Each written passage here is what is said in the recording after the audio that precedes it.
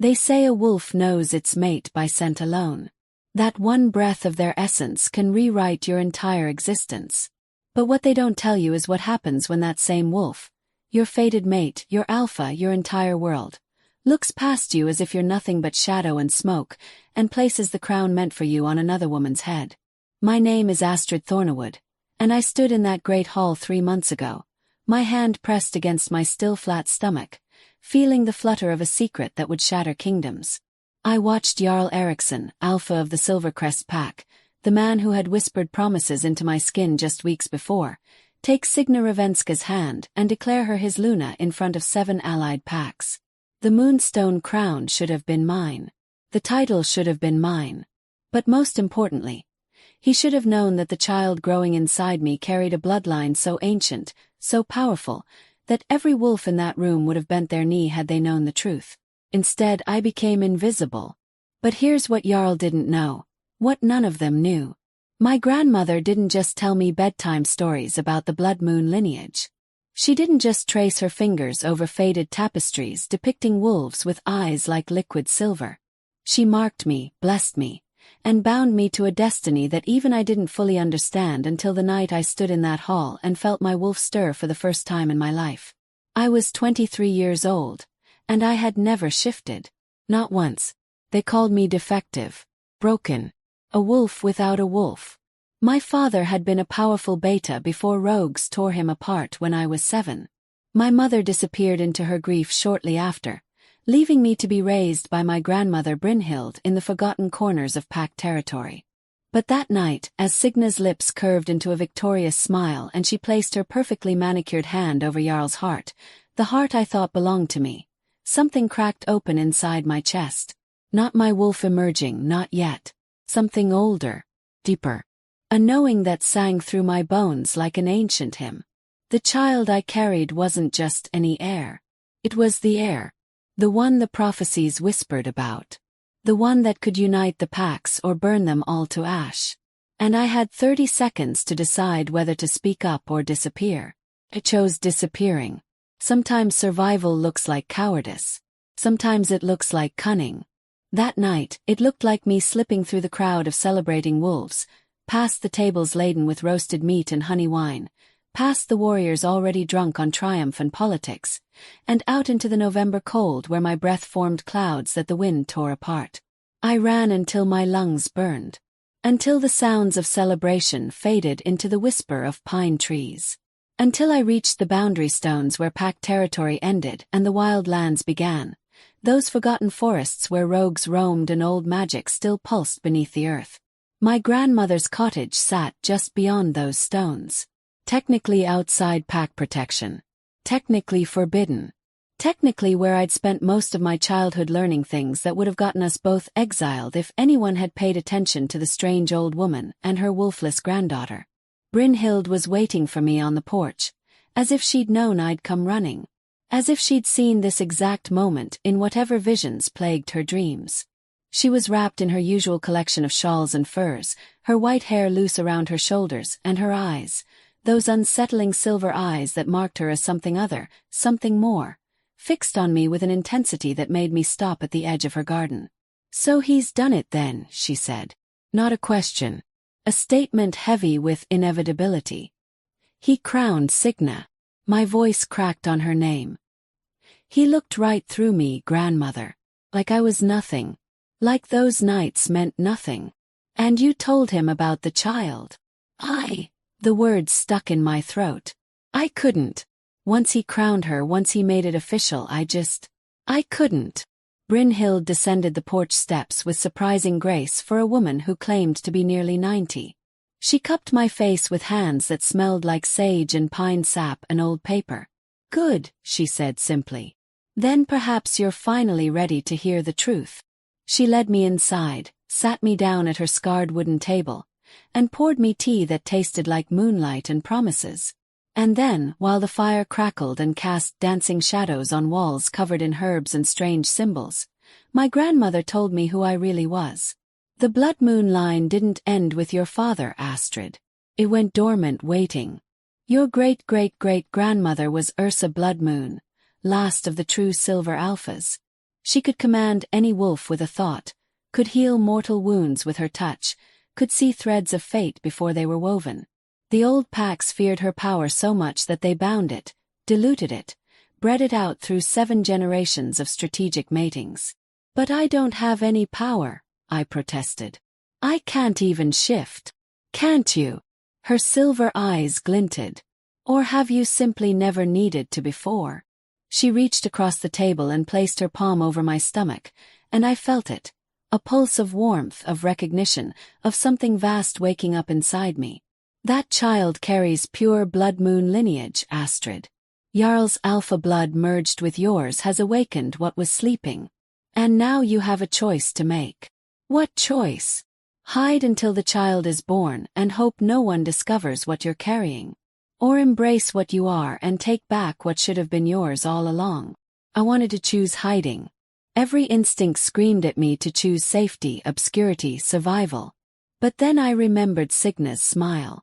Jarl's blank expression when he looked past me. The years of being called defective, broken, less than. Tell me everything, I said. And she did. My grandmother's training was nothing like the combat drills the pack warriors endured. There were no practice fights, no obstacle courses, no demonstrations of strength. Instead, she taught me to be still, to listen, to feel the pull of the moon even during the day, to sense the threads that connected every living thing in the forest, to understand that true power wasn't about domination. It was about belonging so completely to the world that the world bent toward you in recognition. Your wolf hasn't emerged because she's been waiting for you to be ready, Brynhild explained during our 3rd week of training. She's not like their wolves, quick to anger, quick to fight, quick to submit to pack hierarchy. She's older than their wolves. She remembers when we ruled not through fear but through balance. How do I call her? You don't call her. You become her. There's no separation, Astrid. That's what they've forgotten. The wolf and the human aren't 2 beings sharing one body. They're one being experiencing itself in different forms. Sounded like mystical nonsense. Until the night it wasn't. I was gathering wood near the boundary stones when I caught Jarl's scent on the wind. He was close, closer than he should have been to the wildlands. And he wasn't alone. Signa's floral perfume mingled with his pine and leather scent, and I heard her laugh, that crystalline sound she wielded like a weapon in court politics. I don't understand why we're out here, she was saying. The boundary stones are so dreary, and it's freezing. I needed to check something, Jarl replied, and God's help me, my traitorous heart still jumped at his voice. There have been reports of rogues testing our borders. They emerged from the tree line 50 yards from where I stood frozen behind a massive pine. The moonlight turned them into a portrait of perfection. Jarl with his broad shoulders and dark gold hair, Signa with her willowy grace and that crown glinting in her elaborately braided hair. I should have stayed hidden. Should have waited for them to pass. Should have been smart. Instead, I stepped out into the clearing. Jarl's head snapped toward me immediately. His alpha senses sharp as always. Recognition flashed across his face. The first time he'd really seen me in 3 months. Followed quickly by confusion and something that might have been concern. Astrid. He moved toward me. What are you doing out here? It's not safe beyond the stones. I live here now, I said, pleased that my voice remained steady. Or don't you remember? My grandmother's cottage is just beyond the boundary. Signa's eyes narrowed.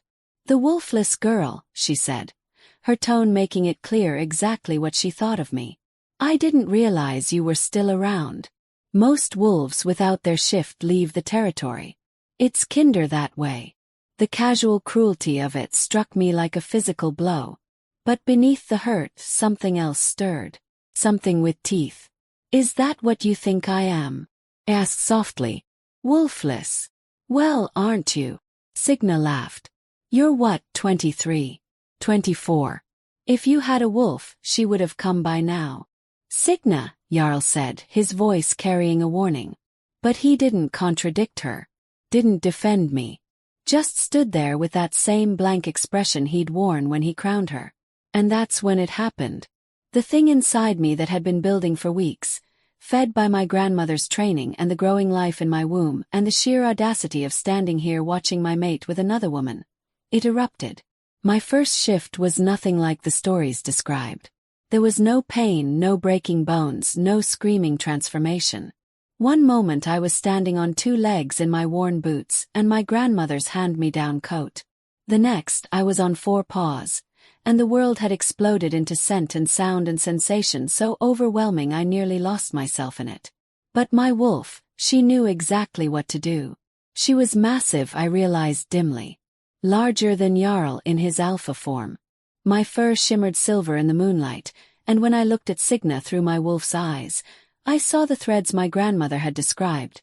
The connections, the weaknesses, the fear that pulsed beneath her perfect exterior. Signa stumbled backward with a gasp. Even Jarl took a step back. His expression shifting from shock to something like awe. "Impossible," he breathed. "That's Astrid." My wolf wanted to go to him. Wanted to press against him and demand recognition. Wanted to show him what we were, what we'd always been. But I held control. And I made a choice. I turned away from them both, and I ran. I ran deeper into the wild lands than I'd ever ventured. Ran until their scents faded, and the only sounds were my own paws striking earth and the thundering of my heart. Ran until I found a clearing lit by moonlight where the boundary between forest and sky seemed thin enough to tear. And there, I shifted back to human form and collapsed on the moss-covered ground, gasping. I had shifted.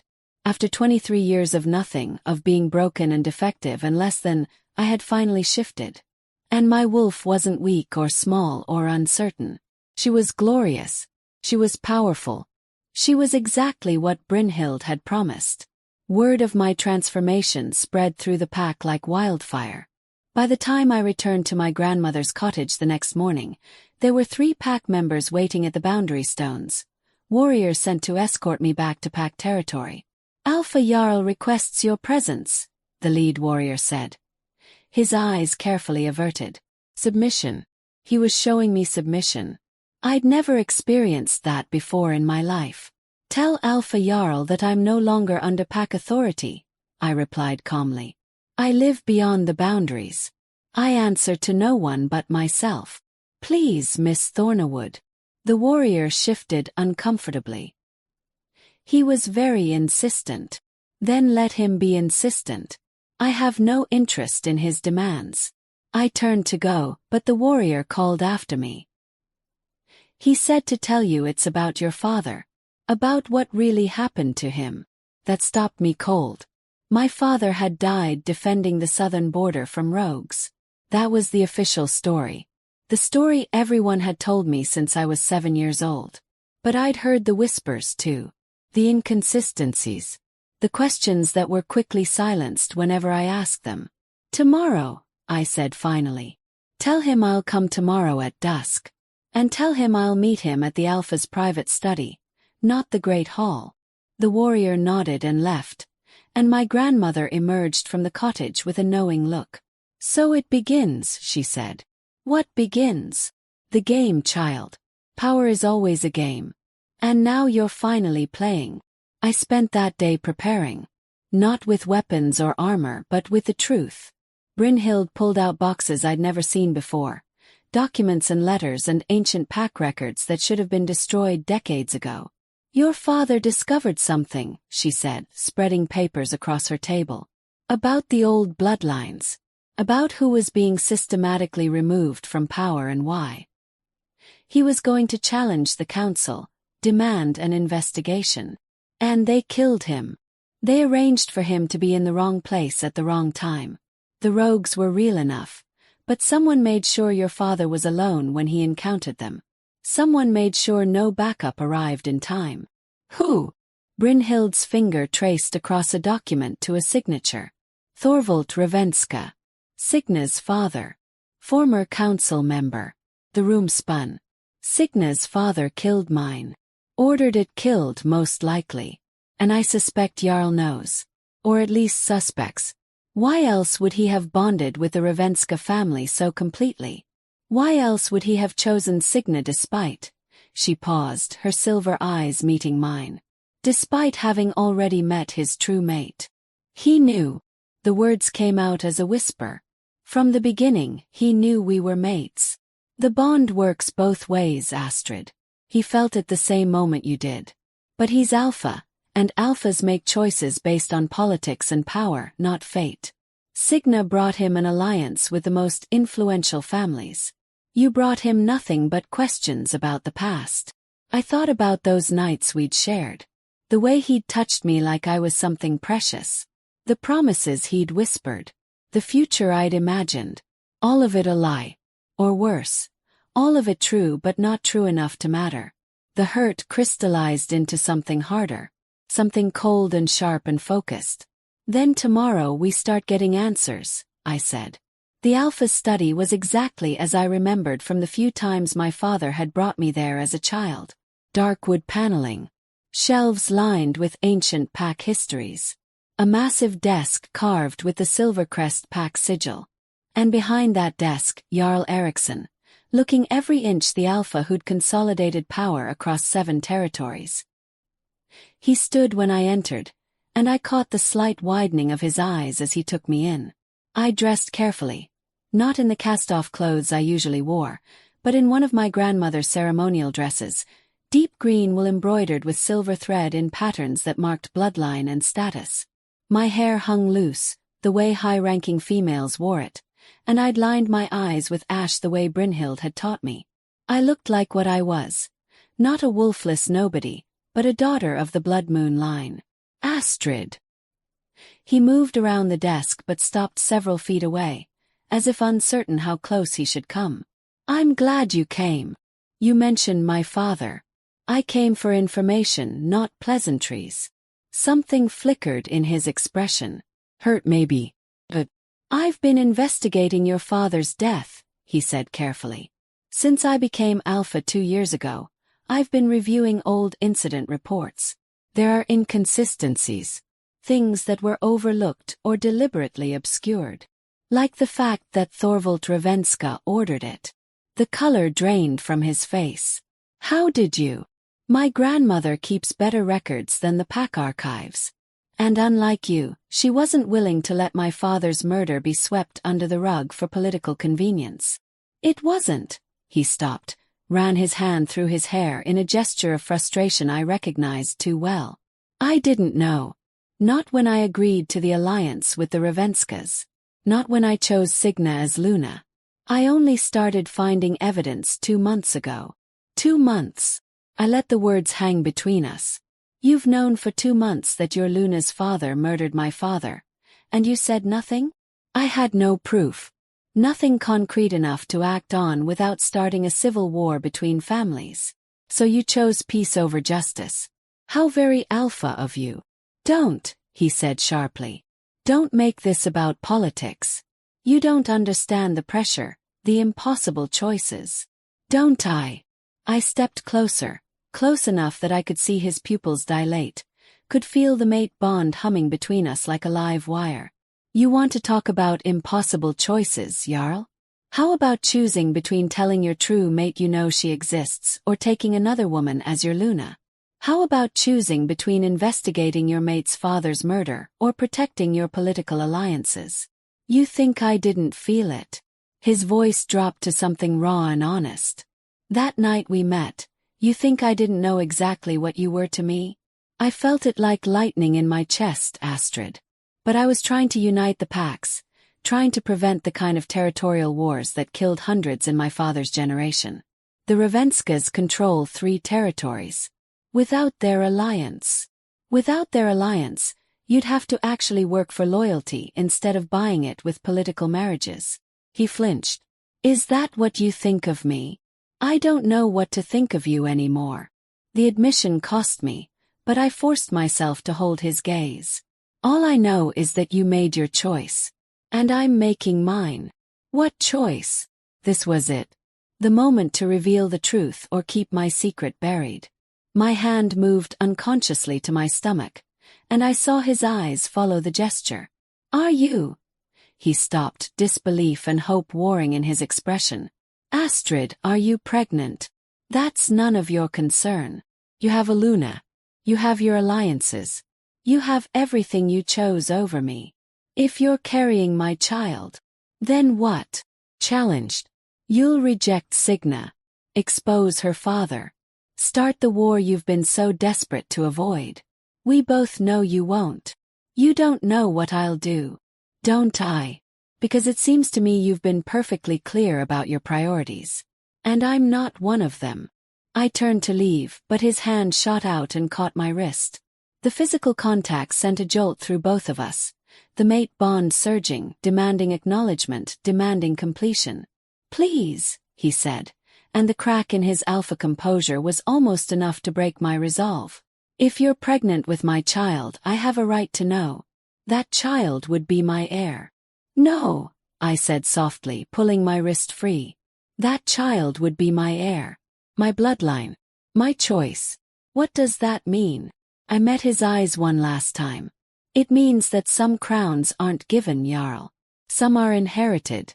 And some are taken. I left him standing there, and I didn't look back. The next 3 months were a masterclass in patience and strategy.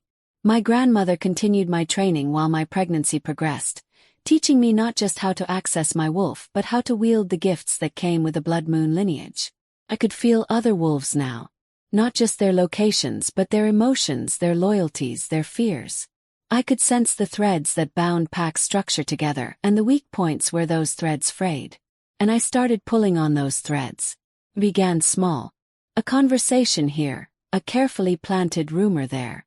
I started visiting the pack's outer territories, the families who lived on the edges, who felt forgotten by the central authority.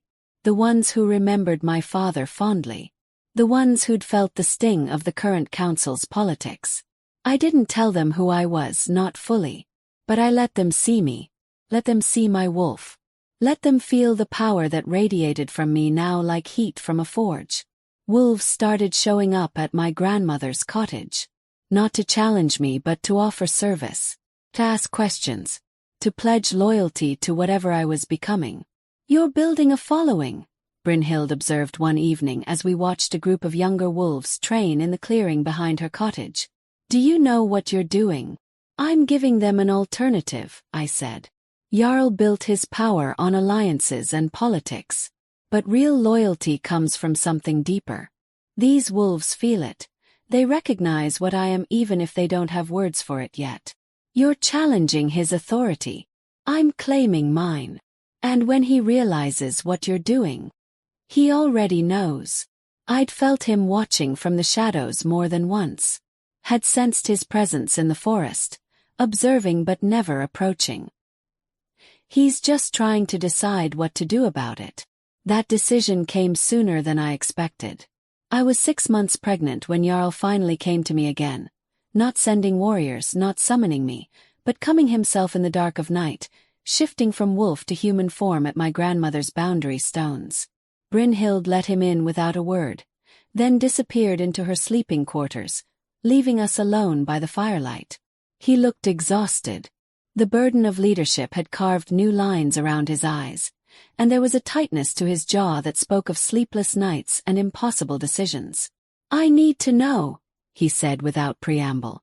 I need to know if that child is mine. And if it is, then we need to talk about the future. I gestured for him to sit, and we faced each other across my grandmother's table like negotiators rather than mates. Signa is pregnant, he said, and the words hit me like a physical blow. She announced it 2 weeks ago. The council is celebrating. 2 heirs will secure the bloodline, they say. I kept my expression neutral even as jealousy and hurt churned in my gut. Congratulations. Don't. His voice was sharp. Don't pretend this doesn't matter. I can feel what it does to you. The bond doesn't lie, Astrid. The bond. I laughed bitterly. You want to talk about the bond now? After you rejected me, chose her. I never rejected you. I chose duty over desire. There's a difference. Not to me, there isn't. We sat in silence for a long moment, the only sound the crackling of the fire. I've been investigating the Ravenskas, he said finally. Digging deeper into your father's death. I have evidence now. Concrete proof that Thorvald gave the order and arranged the rogue attack. What are you going to do with this evidence? That depends on you. On me. If I expose Thorvald, I destroy my alliance with the Ravenskas. The pack could fracture. We could end up in civil war. Exactly what I've been trying to prevent. But if you're carrying my child, if you're building your own following, then maybe we have another option. What option? He leaned forward, his eyes intense. Share power with me. Become my second Luna. Your child would still be an heir, would still have status and protection. The wolves who've been following you would fold back into the pack structure. And together we could expose Thorvald without threatening the stability of everything I've built. Second Luna. The words tasted like ash. You want me to be your mistress officially. To watch you play husband to Signa while raising my child as the spare heir. I want you to be safe. I want our child to be protected. I want. He reached across the table toward me, then stopped. His hand hanging in the air between us. I want you, Astrid. I've always wanted you. But I have responsibilities that go beyond what I want. And I'm supposed to accept scraps from your table. Accept being second place forever. You wouldn't be second place. The wolves are already choosing you. They feel what you are even if they don't understand it yet. As second Luna, you'd have real power, real influence. I already have real power. I stood, my hand on my swollen belly.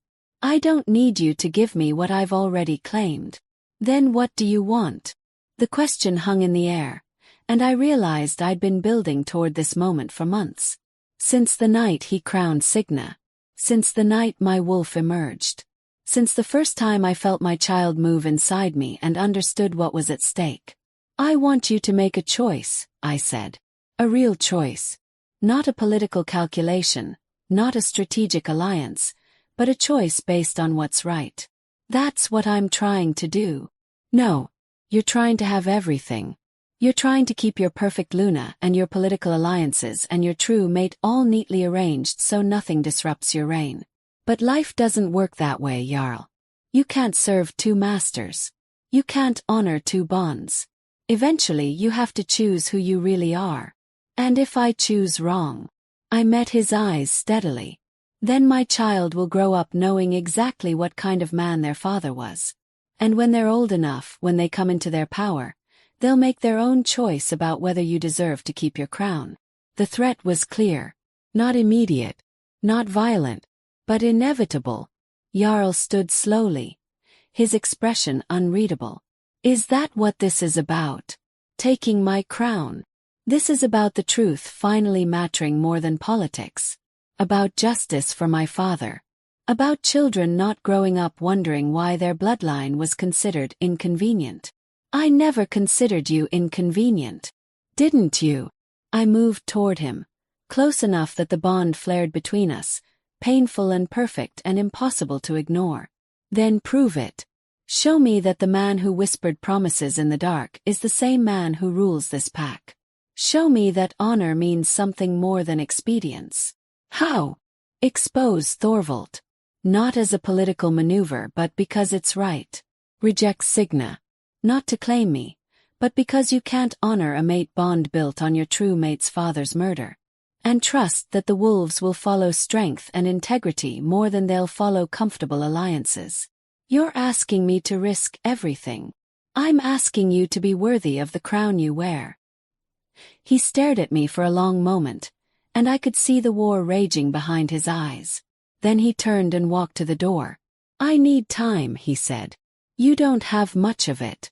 My child will be born in 3 months. And when the blood moon line is reborn into this world, every wolf in 7 territories will feel it. They'll know what we are. And you'll have to decide which side of history you want to be on.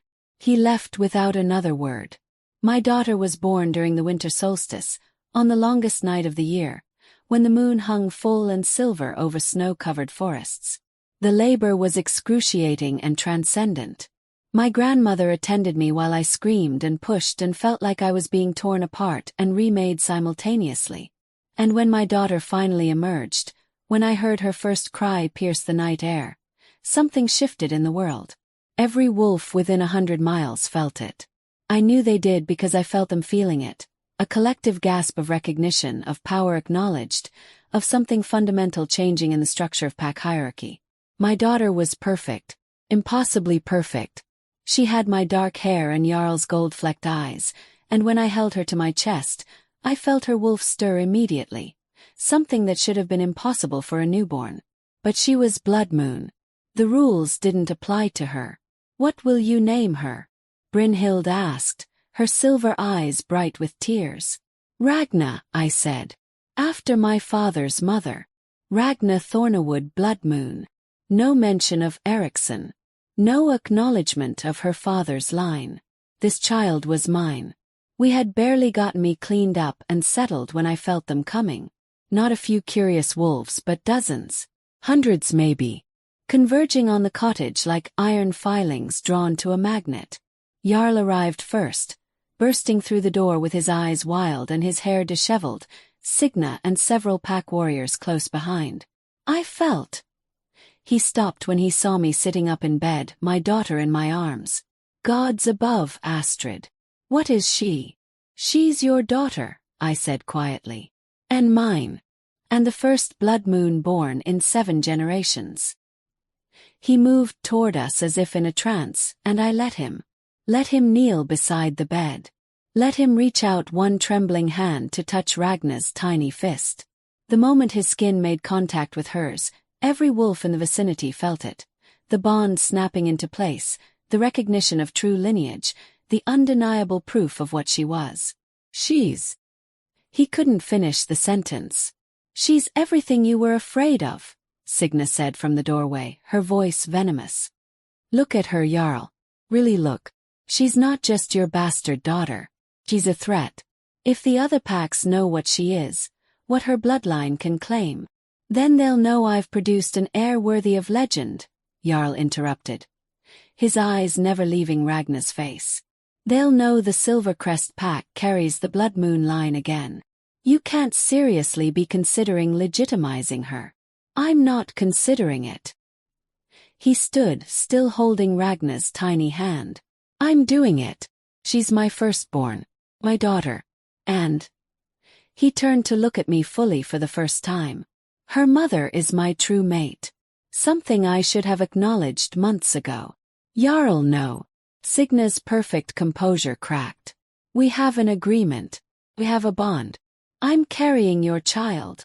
"You're carrying Thorvald's ambition," Jarl said coldly. "Did you think I didn't know? That I hadn't figured out your family's role in Beta Thornawood's death? That I hadn't realized the entire alliance was built on blood and lies?" The room went silent except for Ragna's small sounds. "You can't prove anything," Signa hissed. "I have documents. Testimony from the rogues Thorvald hired. A confession from one of his former guards." Jarl pulled a leather folder from his coat. "I've been building this case for months. I was trying to find a way to handle it quietly, to avoid civil war. But seeing my daughter, feeling what she is, I realize I've been choosing wrong all along." He turned to me. "You were right. About all of it. I was trying to serve 2 masters. Trying to have honor and expedience. But real strength means choosing truth even when it costs everything." "What are you saying?"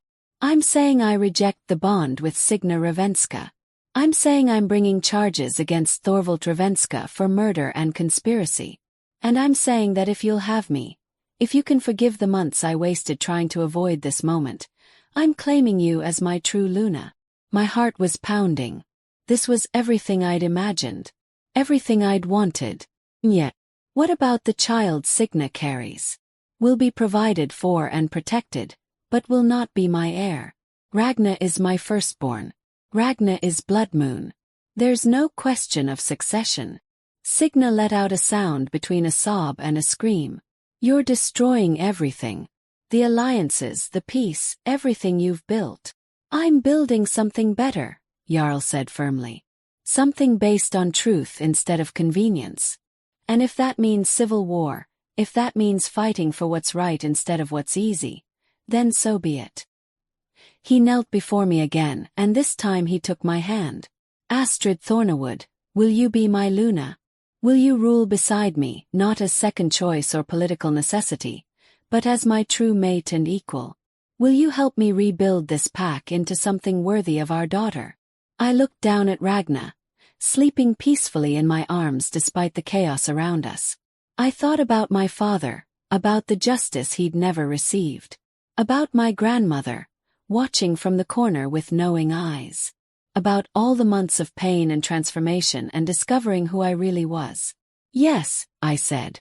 But not because you're offering me a crown. I already have power of my own. I say yes because you finally chose truth. Because you're finally the man I believed you could be. He kissed my hand, and the mate bond sang between us, finally acknowledged, finally accepted, finally right. 3 months later, I stood in the same great hall where I'd watched Jarl crown Signa. But everything had changed. The Ravenskas had fractured from the alliance, taking their territories with them, but the neighboring packs had rallied to us instead. Drawn by the legend of the Bloodmoon's return, by Jarl's willingness to pursue justice over politics, by the sheer power they could feel radiating from Ragna even as an infant. Thorvald had been executed for my father's murder. Signa had retreated to her family's remaining territory. Her pregnancy ending in a daughter who would be protected but never carry the Eriksson name. And I stood before 7 assembled packs, wearing a gown of silver and midnight blue, my daughter in my arms, waiting for the moment that would change everything. Jarl spoke first, his voice carrying through the hall with alpha command. 18 years ago, Beta Magnus Thornawood was murdered defending pack territory. We called it an honorable death. We built monuments to his sacrifice. But we buried the truth with his body. Tonight we honor that truth. Tonight, we acknowledge what was stolen and what has been returned. He gestured to my grandmother, who stepped forward carrying something wrapped in ancient silk. When she unwrapped it, the crowd gasped. It was a crown. Not the moonstone circlet that Signa had worn, that had been returned to the Ravenska vaults. This was older, more primal. Silver and bone and stones that seemed to hold moonlight inside them. The crown of the Blood Moon Alphas. Hidden for 7 generations, waiting. This crown belonged to Ursa Bloodmoon, Brynhild announced, her voice stronger than I'd ever heard it. Last of the Silver Alphas. When she died, the council feared what her descendants might become. They scattered the bloodline, diluted it, tried to breed it into obscurity. But blood remembers. Power remembers. And tonight, the Blood Moon line returns to its rightful place. Jarl took the crown from her hands and turned to me. Astrid Thornawood, daughter of Magnus, granddaughter of Brynhild, descendant of Ursa Bloodmoon. You are not becoming my Luna tonight. You are reclaiming what should never have been taken from your family. You are not accepting power from me. You are acknowledging power that was always yours. He placed the crown on my head, and the moment it touched my hair, the world exploded into sensation. I felt every wolf in the hall. Felt their shock, their awe, their submission. Felt the threads that connected us all surge with recognition. Felt the ancient magic that had been sleeping in my blood roar to full awakening. My wolf surged forward, not taking control but merging with me so completely that I stopped being Astrid and Wolf and became simply myself, whole and unified and powerful in a way that transcended anything I'd imagined. When I spoke, my voice carried layers, human and wolf and something older, something primal. I accept this crown not as a gift from an alpha, but as a reclamation of what my family was and what my daughter will become. I accept this power not to dominate, but to restore balance. And I promise you this: never again will bloodline be treated as inconvenient. Never again will truth be sacrificed for politics. Never again will the strong prey on the weak without consequence. The hall erupted in howls, not of challenge but of acceptance, joy, of recognition that something fundamental had shifted in the pack hierarchy. Jarl stepped beside me and took my hand. "Together," he said quietly, "just for me." "Together," I agreed. But the coronation was just the beginning. Over the following weeks, as I settled into my role as Luna, As I learned to wield the political power that came with the crown alongside the supernatural power of my bloodline, darker truths began to surface. My grandmother called me to her cottage one night when Ragna was sleeping peacefully in the pack nursery, protected by a dozen loyal wolves. "There's something you need to know," Brynhild said, her silver eyes troubled. "Something I kept from you until you were strong enough to bear it. What could be worse than everything I've already learned?" "Your mother," she said softly. "Ingrid. She didn't disappear into grief when your father died. She was taken." The floor seemed to tilt beneath me. Taken.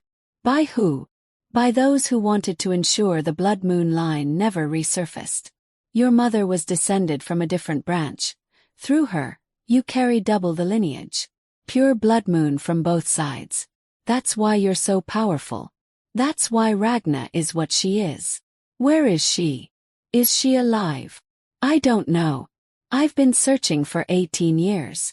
But Astrid. She gripped my hands. If she's alive, if they've kept her alive all this time, it's because they're planning something. 'Cause they know what you are now. What Ragna is. And they'll come for you both eventually. The revelation should have terrified me. Instead, I felt the same cold clarity I'd felt the night Jarl crowned Signa. "Let them come," I said. "I'm not the frightened, wolfless girl I was a year ago.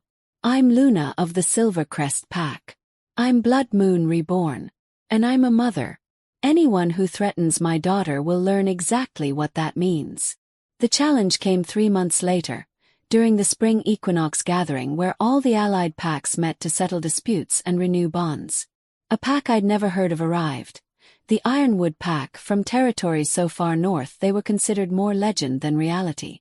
Their alpha was a woman named Solveig Frostborn, and the moment she entered the gathering grounds, I felt something I'd never felt before. Another blood moon. She was older than me, maybe 40, with the same silver eyes as my grandmother and a presence that made even Jarl's alpha authority seem diminished. She walked through the assembled packs directly to where I sat beside Jarl on the high seats, and she stared at me with an intensity that made my wolf bristle. "So," she said, her voice like winter wind, "the lost line surfaces at last.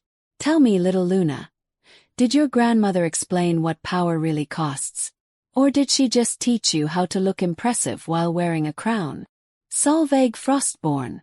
Brynhild stepped forward from where she'd been sitting with the elders. "You have no right." "I have every right, Brynhild Thornawood. Or should I say Brynhild Bloodmoon. How long did you hide in that cottage, pretending to be just a strange old woman, while you groomed your granddaughter to reclaim what you couldn't?" The gathering had gone silent. Every wolf present could feel the power radiating from both of us, could sense that something larger than pack politics was playing out. "Who are you?" I asked, standing to face her properly. "I'm your great-aunt," Solveig said, and the words hit like a thunderclap. "Ursa Bloodmoon's youngest daughter, taken by the northern packs when they scattered the bloodline. They thought they could breed the power out of me, marry me to weak alphas and dilute what I was. Instead I killed them. Every alpha they gave me to. Every wolf who tried to control me. And I built my own pack from the survivors. Wolves who understand that true power doesn't bow, doesn't compromise, doesn't share crowns with lesser bloodlines." She looked at Jarl with undisguised contempt. "You've made yourself weak, child. You've tied yourself to an alpha who chose politics over you. Who crowned another woman while you were pregnant with his heir. Who only claimed you after he had no other choice." "That's not." I started, but she cut me off. "I'm issuing a formal challenge. Not for your mate. I have no interest in that weak male. I'm challenging you for leadership of the Blood Moon line. For the crown you wear. For the right to train your daughter in the old ways, the true ways, without the taint of modern pack politics corrupting her." The challenge was ancient law.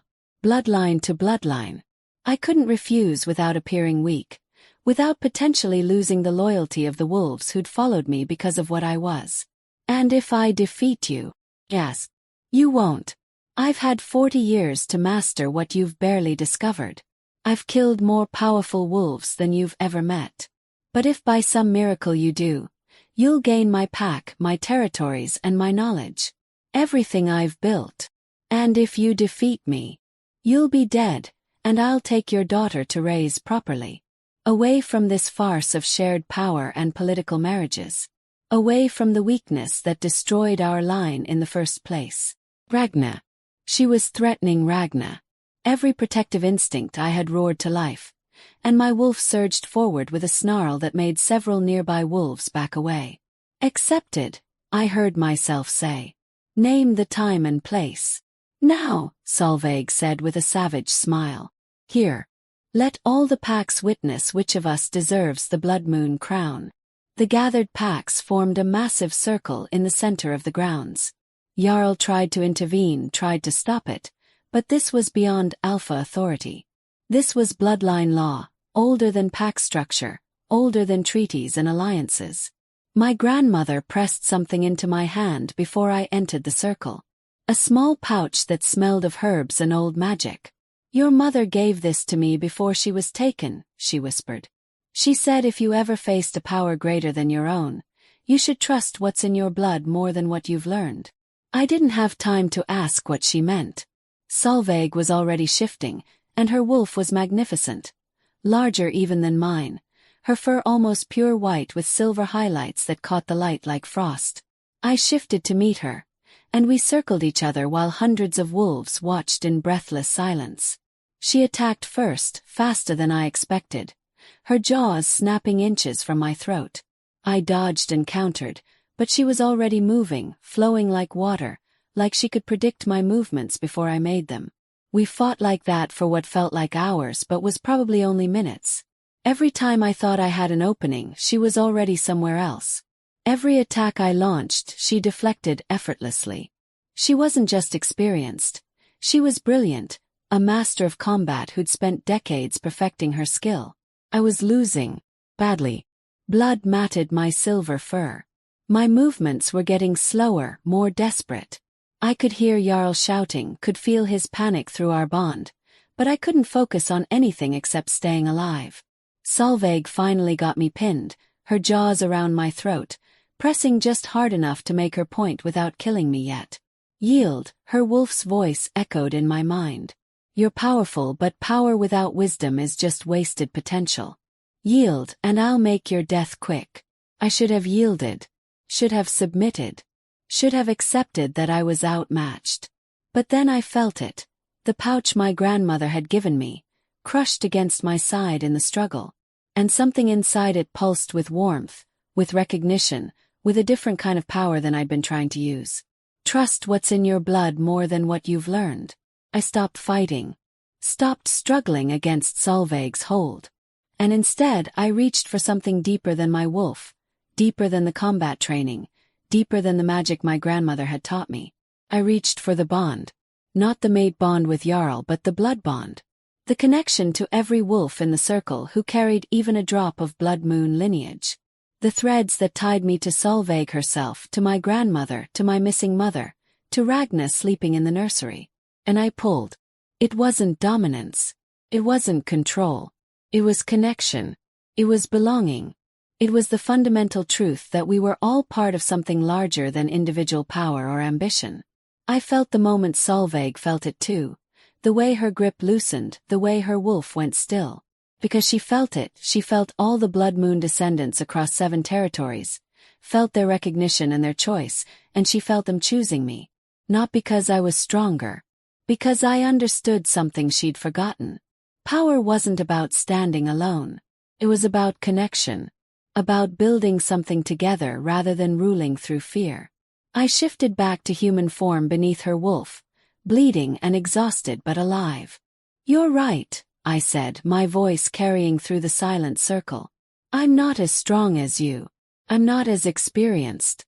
But that's not what makes an alpha. What makes an alpha is understanding that true strength comes from lifting others up, not standing on their backs. Solveig shifted back as well, her silver eyes unreadable. Pretty words. But the world doesn't run on pretty words, child. Maybe it should start. I pushed myself to sitting, wincing at the pain.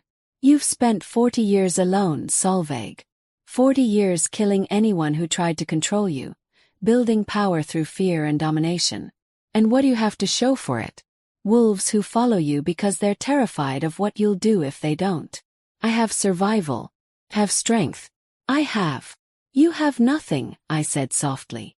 No family who claims you. No bonds that nourish you. No legacy beyond violence. Is that really what you want Ragna to become? For the first time, something cracked in Solveig's expression. You don't understand. After they scattered us, after they took everything, trust became weakness. Connection became a weapon others could use against you. I know. I thought about my mother, about my father's murder, about all the ways the blood moon line had been systematically destroyed. But if we let their cruelty turn us into monsters, then they've won. They've accomplished exactly what they set out to do. They've made the blood moon line so dangerous that it had to destroy itself. So what are you proposing? Join us. Not as a conquered enemy but as family. Teach me what you know. Help me protect Ragna. And in return, finally have a pack that doesn't fear you. They honor you. Solveig stared at me for a long moment. Then, slowly, she knelt before me. Not in submission but in recognition. You're either the wisest blood moon in 7 generations, she said, or the most foolish. Time will tell which. Probably both, I admitted. But I'd rather be foolish and connected than wise and alone. She laughed, a sound like breaking ice, and helped me to my feet. The gathered packs erupted in howls and cheers, but all I could focus on was Jarl rushing forward to catch me as my legs gave out, and my grandmother's tears as she embraced both me and Solveig. 2 weeks later, after I'd healed and Solveig had begun the difficult process of integrating her pack with ours, my great-aunt came to me with something she'd kept hidden for 40 years. Your mother, she said without preamble. Ingrid. I know where she is. I was feeding Ragna at the time and I nearly dropped her. What? The pack that took her. They've been keeping her in the far northern territories. Using her bloodline to try to breed their own blood moon descendants. When I heard you'd surfaced, when I heard about Ragna, I started investigating. I found her.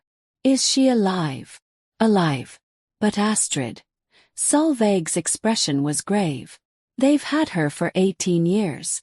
She's been through things I won't describe while you're holding your daughter. She may not be the woman your father loved anymore. I don't care what they've done to her. My voice came out fierce and certain. She's my mother. She's Ragna's grandmother. And she's coming home. It won't be easy. The pack holding her is powerful and has no interest in diplomacy. Then we won't use diplomacy. I looked up at Solveig. You said you wanted to teach me the old ways. Consider this lesson 1. We assembled a force unlike anything the modern packs had seen. Not just warriors, but every wolf with even a trace of blood moon heritage. 50 strong, each of us connected through blood and purpose. The Thornwald pack didn't stand a chance. We hit their territory at dawn, and I led the charge myself. Not with Jarl's political authority, but with pure blood moon power. I could feel every wolf in their pack, could sense their hierarchies and loyalties, could pull on the threads that bound them together. I didn't kill anyone. Didn't have to. I simply showed them what real power looked like, and they submitted. Their alpha, Halvard Thornwald, fought until Solveig broke 3 of his legs and pinned him in the center of his own great hall. Where is Ingrid Bloodmoon? I demanded. He spat blood. You'll never. I didn't let him finish. I reached into his mind, something I'd discovered I could do only recently, and pulled the information directly from his thoughts. She was in the basement, in a cell that reeked of silver and wolfsbane, in darkness that had been her reality for 18 years. I found her myself, wouldn't let anyone else go with me. When I opened the cell door and saw the woman huddled in the corner, gaunt and scarred and feral, my heart shattered. Mama, I whispered. She looked up, and even through the damage and the years, I saw my grandmother's silver eyes looking back at me. Magnus, she whispered, and I realized she thought I was my father. No, Mama. I'm Astrid, your daughter. I've come to take you home.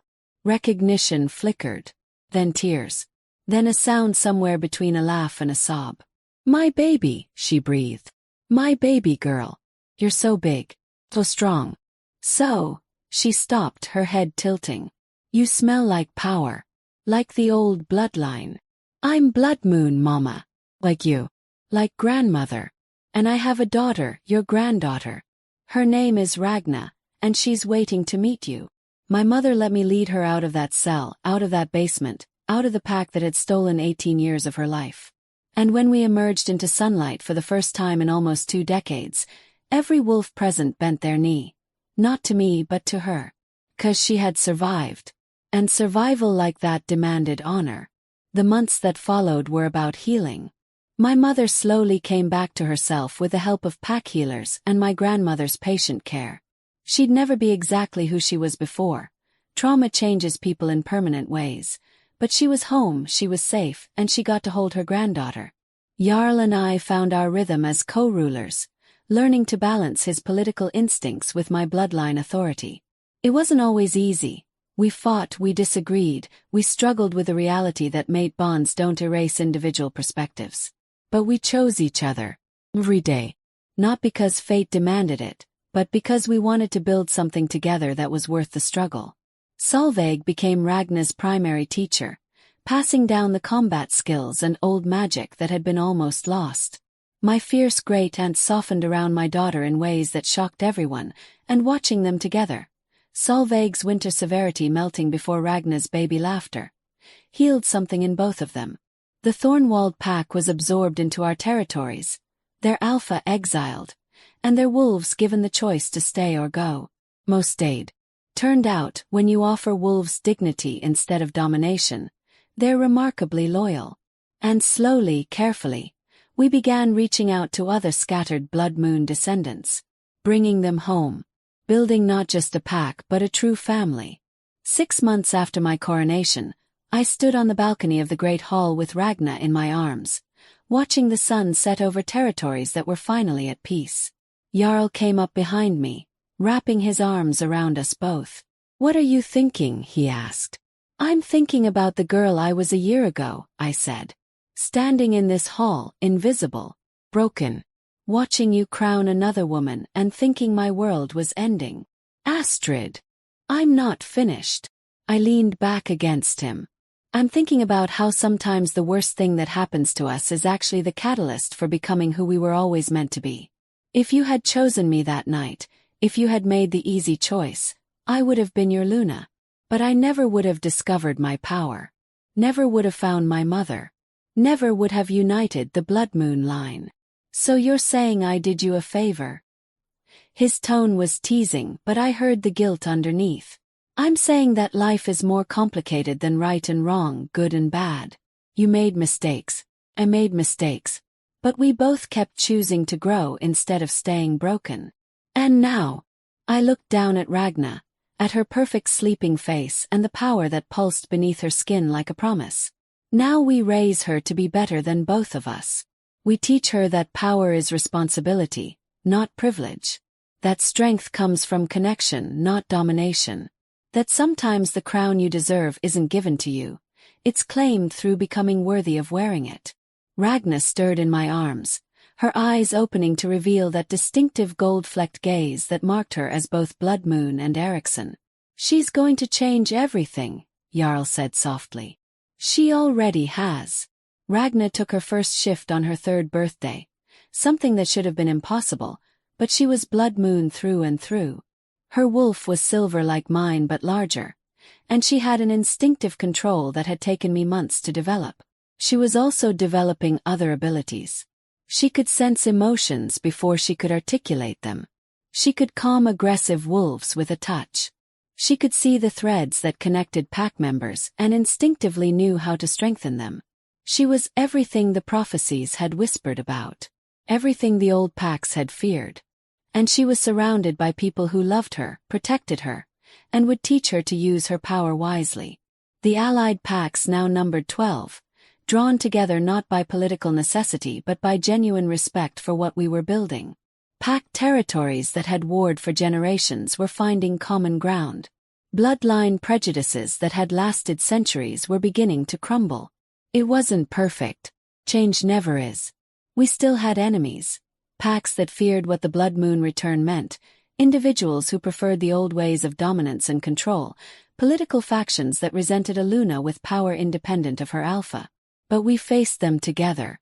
As mates, as parents, as leaders who understood that true strength came from community, not isolation.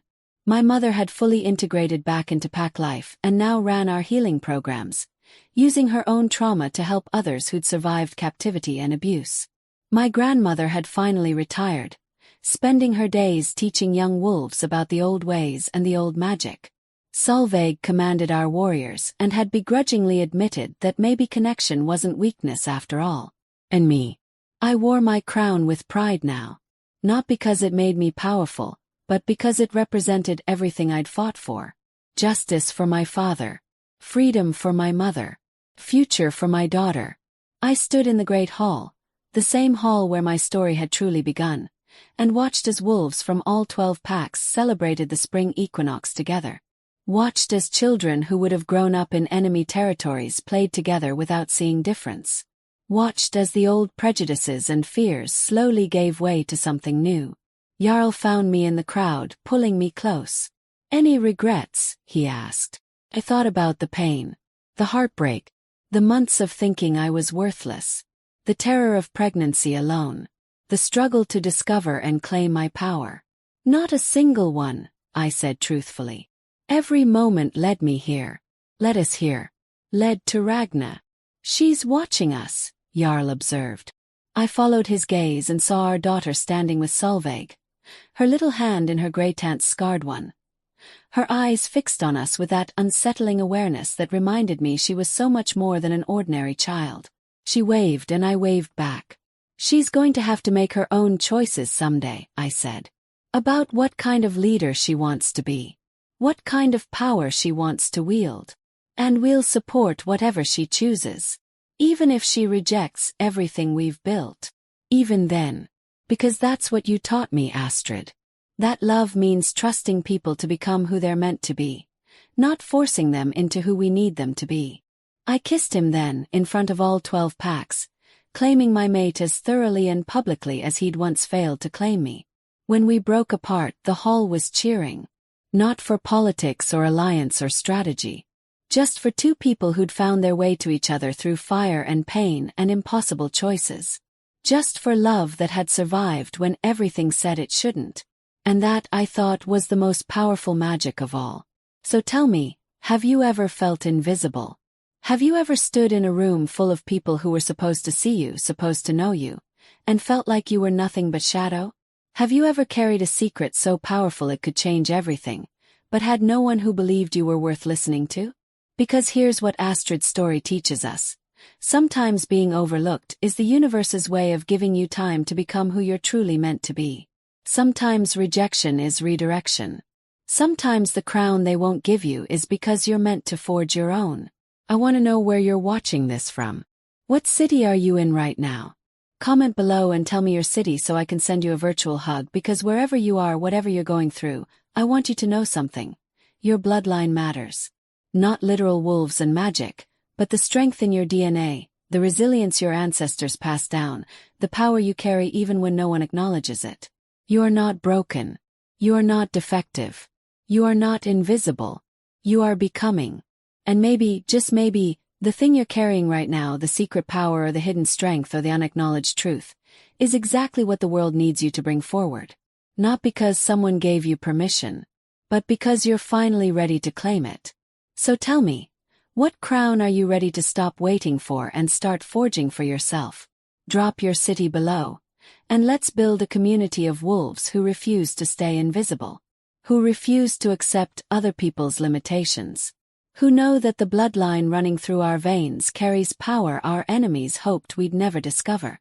Tell me where you're from. Tell me you're ready.